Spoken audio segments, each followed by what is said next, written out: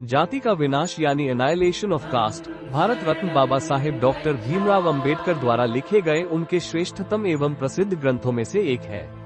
इस ग्रंथ का प्रकाशन वर्ष 1936 में हुआ था। इस ग्रंथ में तत्कालीन जाति व्यवस्था का घोर विरोध किया गया एवं उस समय के धार्मिक नेताओं का भी विरोध किया गया है। ये ग्रंथ एक ऐसे भाषण का रूप है जिसे बाबा साहेब को सार्वजनिक रूप से पढ़ने का मौका नहीं मिला था।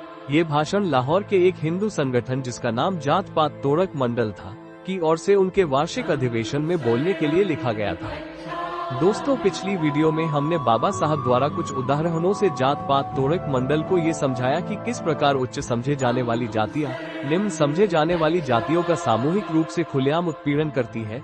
इसी कड़ी में प्रस्तुत है जाति का विनाश का आखिरी यानी 26वां भाग, जिसमें बाबा साहेब ने चतुर्वर्ण के बारे मनुस्मृति के बारे में अपने विचार बताए हैं। मुझे ये स्वीकार करना चाहिए कि यह संबोधन बहुत लंबा हो गया है। क्या ये दोष किसी हद तक चौड़ाई या गहराई से भर जाता है, यह आप पर निर्भर है। मेरी बस इतनी ही मांग है कि मैंने आपको अपनी राय स्पष्टता से बताई है। मैं इन रायों की सिफारिश करने के लिए कुछ नहीं रखता सिवाय इसके कि कुछ अध्ययन और आपकी किस्मत के प्रति एक गहरी चिंता।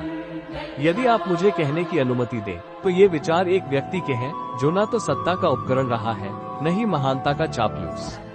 ये एक ऐसे व्यक्ति से आते हैं जिसका लगभग संपूर्ण सार्वजनिक प्रयास गरीबों और पीड़ितों के लिए स्वतंत्रता के लिए एक निरंतर संघर्ष रहा है और जिसकी केवल एक पुरस्कार निरंतर बदनामी और अपमान के रूप में रही है राष्ट्रीय पत्रिकाओं और राष्ट्रीय नेताओं से, केवल इस कारण से कि मैं उनके साथ उस चमत्कार में शामिल होने से मना कर देता हूं। मैं इसे युक्ति नहीं कहूंगा। पीड़ितों को तानाशाह के सोने से मुक्त करना और गरीबों को अमीरों के पैसे से उठाना, ये सब शायद मेरी रायों को स्वीकार करने के लिए पर्याप्त नहीं है। मुझे लगता है कि यह आपकी रायों को बदलने की संभावना नहीं है, लेकिन चाहे वे आपके विचारों को बदले या न बदले, जिम्मेदारी पूरी तरह से आपकी है।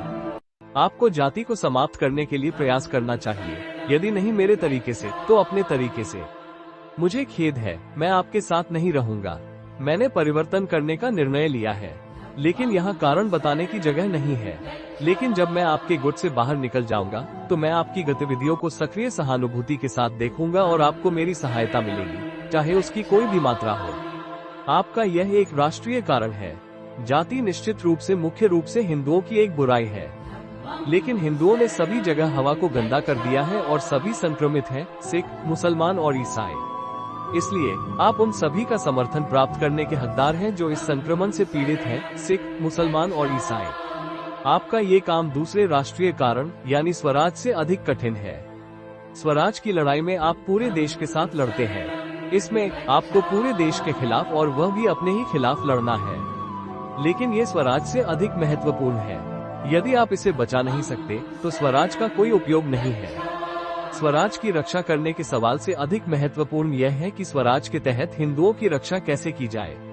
मेरी राय में केवल तभी जब हिंदू समाज जातिविहीन समाज बन जाएगा, तभी वह अपनी रक्षा करने के लिए पर्याप्त शक्ति की उम्मीद कर सकता है। बिन प्रश्नवाचक चिन्ह ऐसी आंतरिक शक्ति के हिंदुओं के लिए स्वराज केवल गुलामी की ओर एक कदम हो सकता है। अलविदा और आपके सफलता के लिए शुभकामनाएं।